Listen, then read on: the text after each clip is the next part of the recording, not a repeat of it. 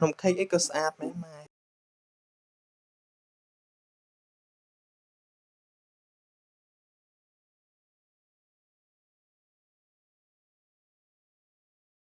យានវ៉ែន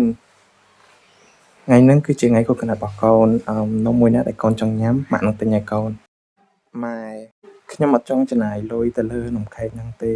ចង់ទុកវាសម្រាប់ការវះកាត់បងប្អូនសម្រាប់នំខេកហ្នឹងយើងគ្រាន់តែ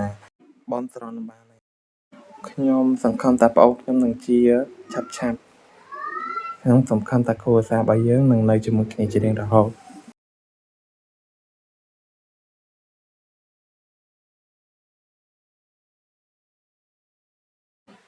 បំណែកនៃរិស័យនេះម៉ាក់ធ្វើដោយខ្លួនឯងកូននិងប្អូនរបស់កូនបានម្នាក់មួយ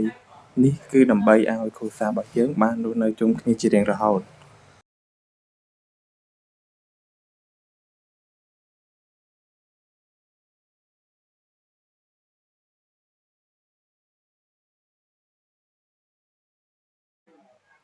កុយភេងនៅក្នុងភូមិរបស់យើងមានអ្នកមាន2នាក់ពួកគេដឹងពីស្ថានភាពគ្រួសាររបស់អ្នកពួកគេចង់មកផ្ទះអ្នកដើម្បីយកកូនអ្នកទៅចិញ្ចឹមពួកគេនឹងសន្យាថាព្យាបាលកូនរបស់អ្នកគិតពីវាតើនិយាយថាម៉េច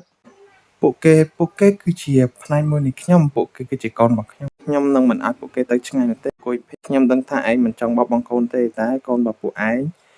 មានជំងឺបេះដូងទាំងពីរតើឯងព្យាបាលពួកគេដល់បែបណាបើសិនបើឯងអត់ព្យាបាលពួកគេកូនរបស់ពួកឯងនឹងមិនរស់ទេ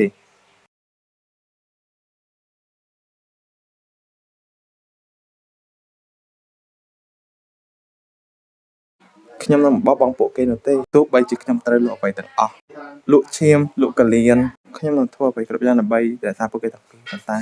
កុំភ័យអីខ្ញុំនឹងមិនបោះបង់ពួកគេទេខ្ញុំនឹងមិនបោះបង់ពួកគេទេខ្ញុំនឹងមិនឲ្យគេទៅណាទាំងអស់ហើយ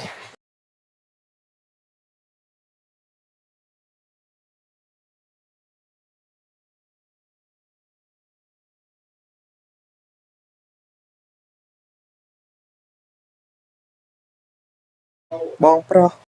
អ្នកម៉ែមកនិយាយលឿនយានវ៉ែនបងប្រុសគាត់ឈឺហើយម៉ាក់យានវ៉ែនកុំភ័យឲ្យកូនម៉ែនៅទីនេះព្រមទៅយាយវ៉ែនម៉ែថ្នាំរបស់ពួកយើងអស់ហើយហ្នឹងម៉ែខ្ញុំមិនអីទេខ្ញុំ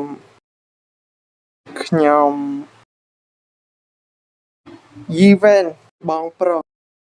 យីវ៉ែនទ្រាំឡើងម៉ែនឹងនាំកូនទៅមន្ទីរពេទ្យយីវ៉ែន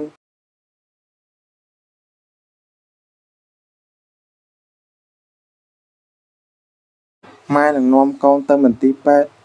យីវ៉ែនទ្រាំឡើងអុយភេងអ្នកមានពីរអ្នកនោះមកហើយបើឯងទុកយូរទៀតកូនរបស់ឯងនឹងស្លាប់ហើយភ្លេចមែនថាគ្រូពេទ្យប្រាប់ថាម៉េច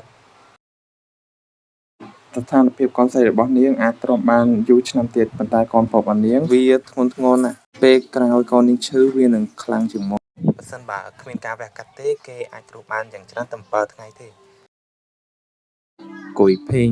ពេលខ្លីណាស់នាងមិនអាចរកលុយមកវះកាត់គេបានទេបើសិនបើវាបន្តទៀតនាងនឹងសម្លាប់យូវែនគ្រួសាររបស់គេបានសន្យាថាបើសិនបើនាងឲ្យកូនទៅគេនឹងព្យាបាលកូនរបស់នាងកម្ពុជាពេលទៀតអី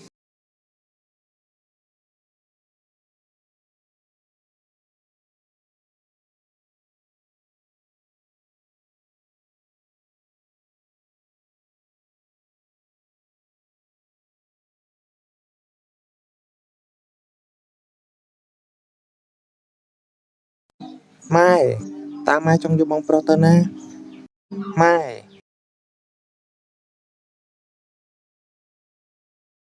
កូន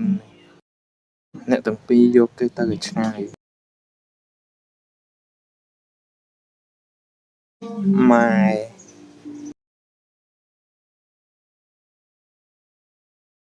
អាក្មេងនាំភ្លើបើសិនបើអញទុកឯងទៀតគ្រួសារនេះនឹងត្រូវបំផ្លាញយើងគ្មានលទ្ធភាពសម្រាប់បន្តវាទៀតទេឯងទៅឆ្ងាយទៅយើងមិនចង់ឃើញឯងម្ដងទៀតទេអាក្មេងនាំភ្លើងទៅ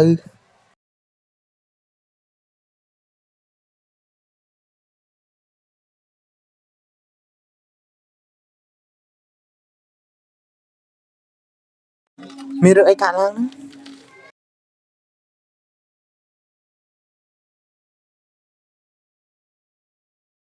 មិនល្អទេកូននេះឈឺហើយ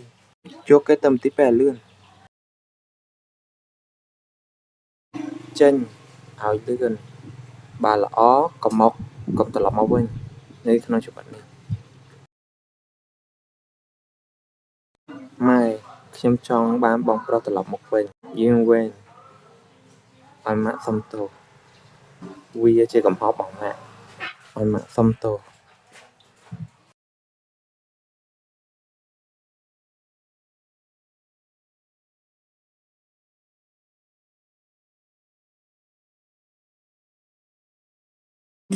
កាត់មកដល់20ឆ្នាំបន្ទាប់មកហើយកូនរបស់ម្នាក់ស្រីនឹងឈ្មោះយ៉ានវ៉ែនហ្នឹងមកហៅម៉ែមកហៅបងស្រីហើយអត់ដឹងថាម៉ែជួយដើម្បីខ្លួនឯងចឹង